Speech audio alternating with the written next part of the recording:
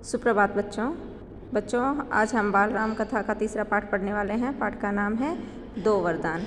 इससे पहले हमने पाठ पढ़ा था कि राजा राम और उनके भाइयों का विवाह सीता जी और उनकी बहनों के साथ होता है। वो विवाह के बाद वापस अयोध्या लौट आते हैं। तो इससे आगे देखो, राजा दशरथ के मन में अब एक ही इच्छा बची थी, राम का राज्य अभिषेक, उन्हें युवराज का पद देना। अयोध्या लौटने के बाद से ही उन्होंने राम को राजकाज में शामिल करना शुरू कर दिया। राम यह जिम्मेदारी अच्छी तरह से निभा रहे थे। उनकी विनम्रता, विद्वता और पराक्रम का लोहा सभी मानते थे। प्रजा उनको चाहती थी। दशरथ के लिए तो वह प्राणों से भी प्यारे थे। यही थे ही दरबार में राम का सम्मान निरंतर बढ़ रहा था। राजा दशरथ वृद्ध हो चले थे। मुनि वशिष्ठ से विचार विमर्श के बाद एक दिन उन्होंने दरबार में कहा, मैंने लंबे समय तक राजकाज चलाया, जैसा बन पड़ा।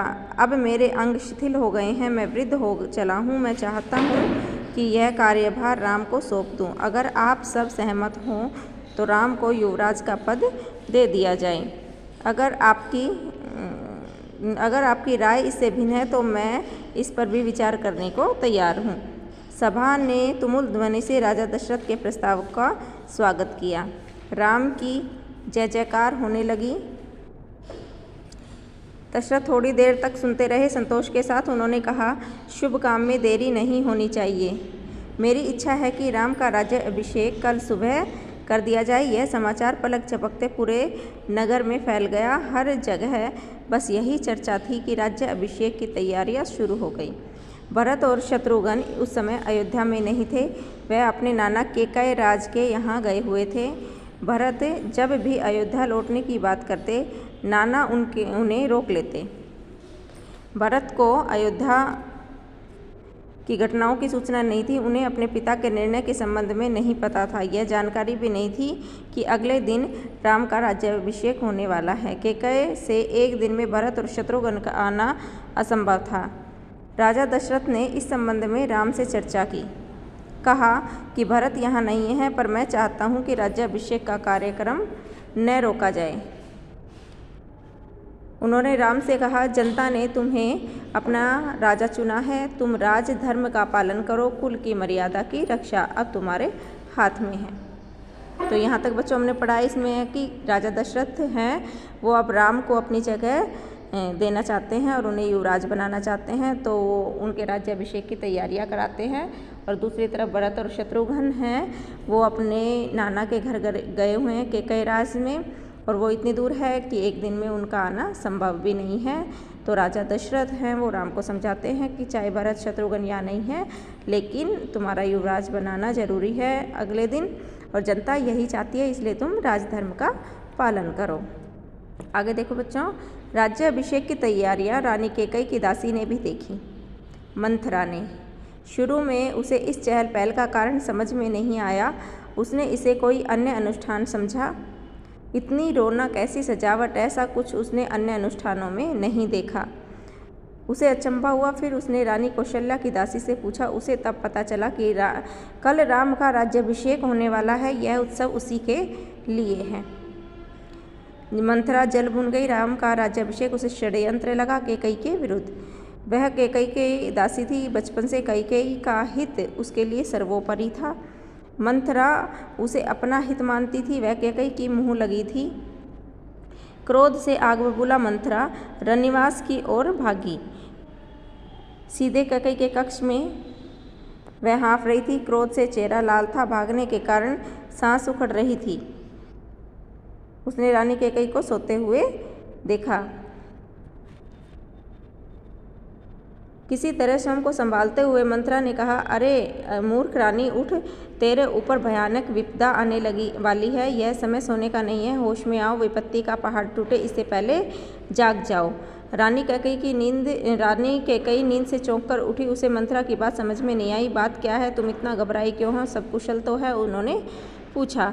कैसा कुशल, कैसा मंगल? सब अमंगल होने वाला है। तुम्हारे सुखों का अंत। महाराज दशरथ ने कल राम का राज्याभिषेक करने का निर्णय लिया है। अब राम युवराज होंगे।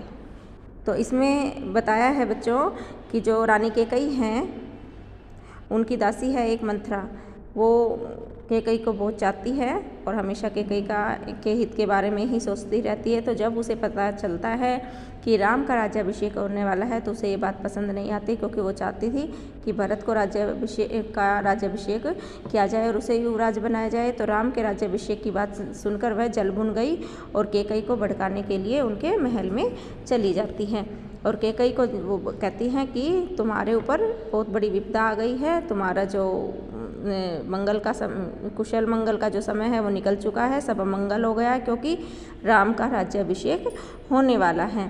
तो ये है बात सुनकर, यह तो बहुत शुभ समाचार है। कैकई ने प्रसन्नता से अपने गले का हार उतारकर मंथरा को दे दिया। जब ये बात कैकई को पता चलती है तो कैकई बहुत खुश होती है और अपने गले से हार उतारकर मंथरा को उपहार स्वरूप देती है। मैं बहुत प्रसन्न हूँ, राम युवराज पद के लिए हर तरह से योग्य है। रानी, तुम्हारी बुद्धि फिर गई है, मति मारी गई है। सवाल राम की योग्यता का नहीं है, राजा दशरथ के षड्यंत्र का है, तुम्हारे अधिकार छीनने का है। मंथरा ने हार दूर फेंकते हुए कहा, यह षड्यंत्र नहीं तो और क्या है। कल सुबह राज्याभिषेक है, भरत को जानबूझकर ननिहाल भेज दिया, समारोह के लिए बुलाया तक नहीं। जो मंथरा है वो कैकई को भड़काती है कि राजा दशरथ ने तुम्हारे विरुद्ध षड्यंत्र रचा है, जानबूझकर भरत को यहाँ से दूर भेज दिया ताकि उन राम के राज्याभिषेक में कोई रुकावट ना आए, और उन्हें बुलाया भी नहीं। आगे देखो बच्चों, कैकई का स्वर उग्र हो गया। उन्होंने मंथरा को डांटते हुए कहा, राम के प्रति मेरा अगाध स्नेह है, वह मुझे माँ के समान मानते हैं। तुझे इसमें षड्यंत्र दिखाई देता है, इसमें षड्यंत्र नहीं है। राम के बाद भरत ही राजा बनेंगे, राज सर्वदा ज्येष्ठ पुत्र को ही मिलता है। मंथरा पर इस प्रकार का कोई प्रभाव नहीं हुआ, उसके लिए यह दशरथ का षड्यंत्र था। वह रानी कैकई के पलंग पर बैठ गई, उनके बहुत निकट। कैकई के चेहरे की ओर देखते हुए उसने कहा, तुम बहुत भोली हो, नादान हो, तुम्हें आसन्न संकट नहीं दिखता, दुख की जगह प्रसन्नता होती है।